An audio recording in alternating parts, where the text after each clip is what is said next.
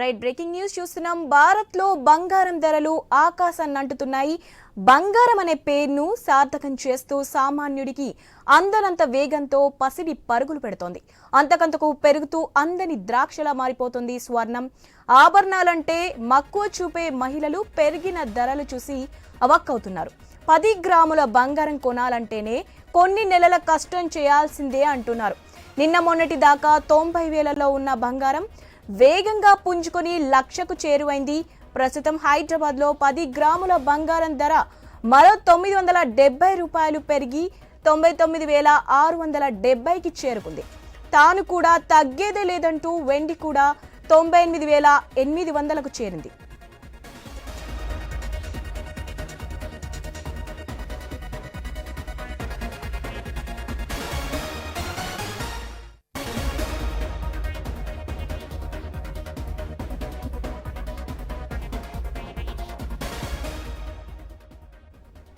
భారత్ లో బంగారం ధరలు ఆకాశాన్ని అంటుతున్నాయి. బంగారం అనే పేరును సార్థకం చేస్తూ సామాన్యుడికి అందనంత వేగంతో పసిడి పరుగులు పెడుతోంది. అంతకంతకు పెరుగుతూ అందని ద్రాక్షలా మారుతోంది స్వర్ణం. ఆభరణాలంటే మక్కువ చూపే మహిళలు పెరిగిన ధరలు చూసి అవాక్కవుతున్నారు. 10 గ్రాముల బంగారం కొనాలంటేనే కొన్ని నెలల కష్టం చేయాల్సిందే అంటున్నారు. నిన్న మొన్నటి దాకా 90,000లో ఉన్న బంగారం వేగంగా పుంజుకొని లక్షకు చేరువైంది. ప్రస్తుతం హైదరాబాద్ లో 10 గ్రాముల బంగారం ధర మరో 970 రూపాయలు పెరిగి 99,670కి చేరుకుంది. తాను కూడా తగ్గేది లేదంటోంది వెండి కూడా 98,800కు చేరుకుంది.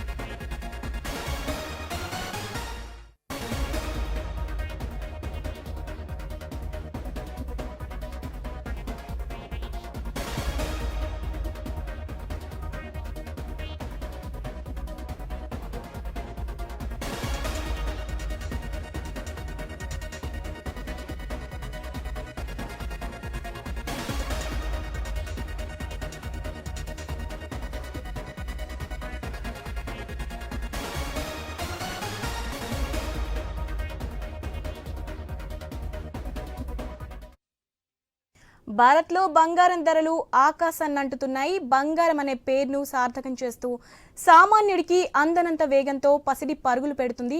రైట్, దీనిపై మరిన్ని అప్డేట్స్ తెలుసుకుందాం. లైన్ లో మనతో పాటు మాధవరెడ్డి గారు ఉన్నారు. హలో మేడం, నమస్తే. నమస్తే అండి మ్యామ్, బంగారం చూస్తూనే ఉన్నాం, రోజు రోజుకి ప్రైస్ పెరుగుతూనే ఉంది. అయితే ఈ రోజు దగ్గరగా వచ్చింది లక్షకి. అయితే లక్షకి ఈ రోజు చేరువవుతుందా?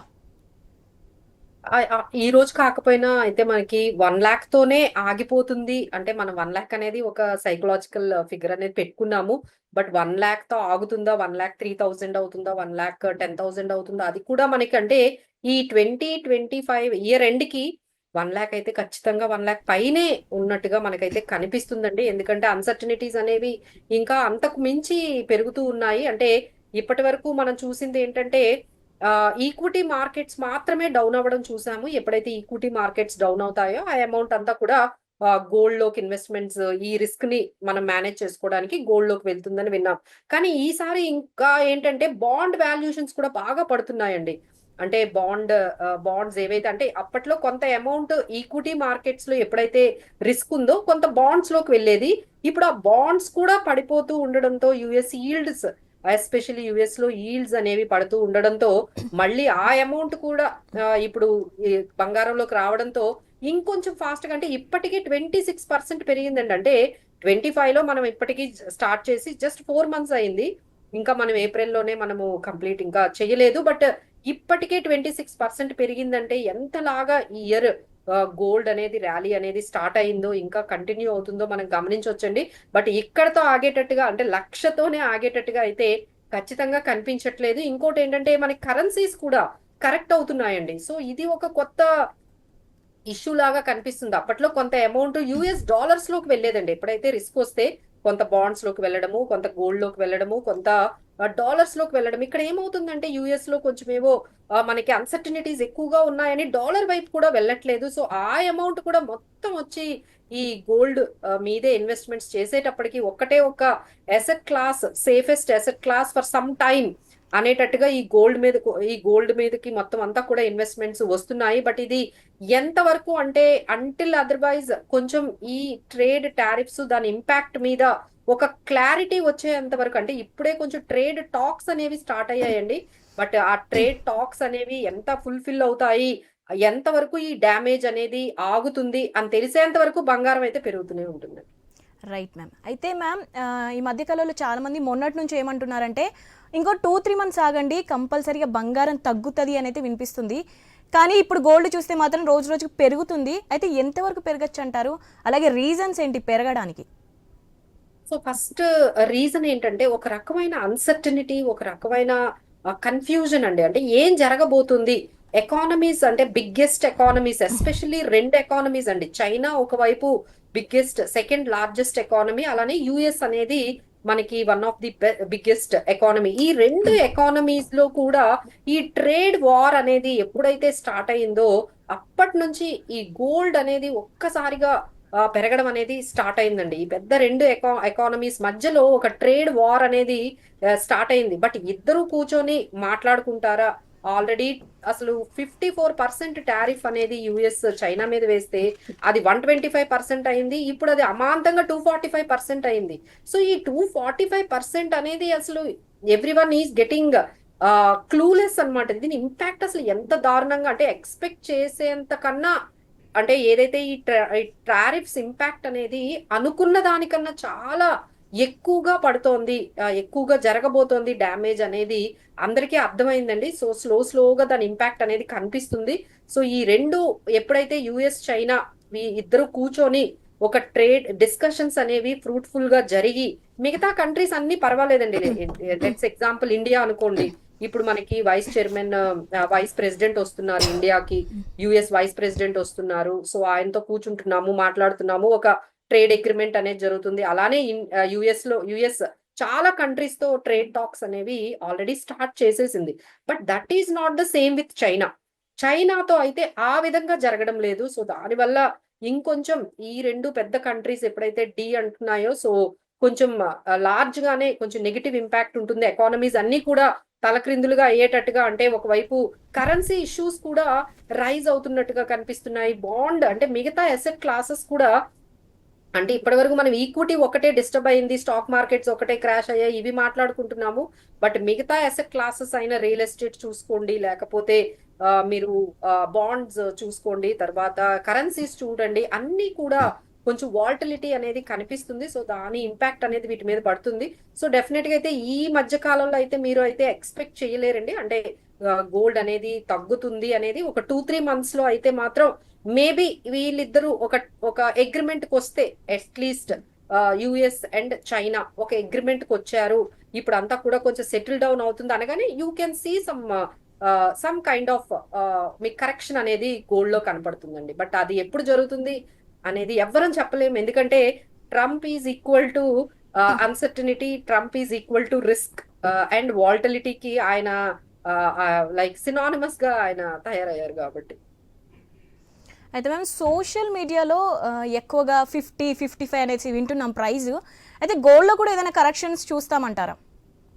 లేదండి, ఇప్పటి వరకు చూడలేంది. ఇప్పుడు ఎలా చూస్తామంటే, ఇప్పుడు మీరు ఈక్విటీ తీసుకున్నారనుకోండి, మనకి ఒక హిస్టరీ ఉంది. అంటే 40% కూడా మనం ఎప్పుడు మనకి లాస్ట్ టైం కోవిడ్ టైంలో 35% వరకు మార్కెట్స్ కరెక్ట్ అయ్యాయి. అలానే ఫైనాన్షియల్ క్రైసిస్ వచ్చినప్పుడు 40% కరెక్ట్ అయ్యాయి. బట్ గోల్డ్ మనం హిస్టరీ అంతా చూసుకున్నా ఈ విధంగా మీరు చెప్పినట్టుగా ఇప్పుడు 55,000 అవ్వాలి అంటే 50% కరెక్షన్ రావాలి.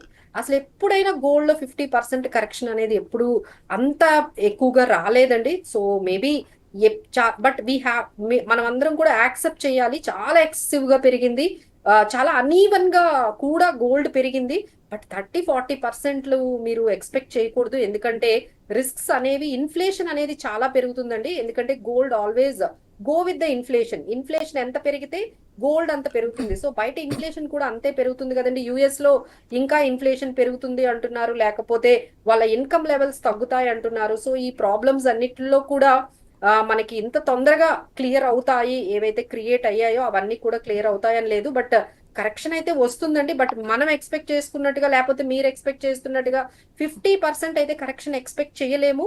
మేబీ టు సమ్ ఎక్స్టెంట్ 10% వరకు మేబీ ఒక పాజిటివ్ ఎకనామికల్ సినారియోలో కానీ చేంజెస్ వస్తే definitely we can see some correction, but not right now.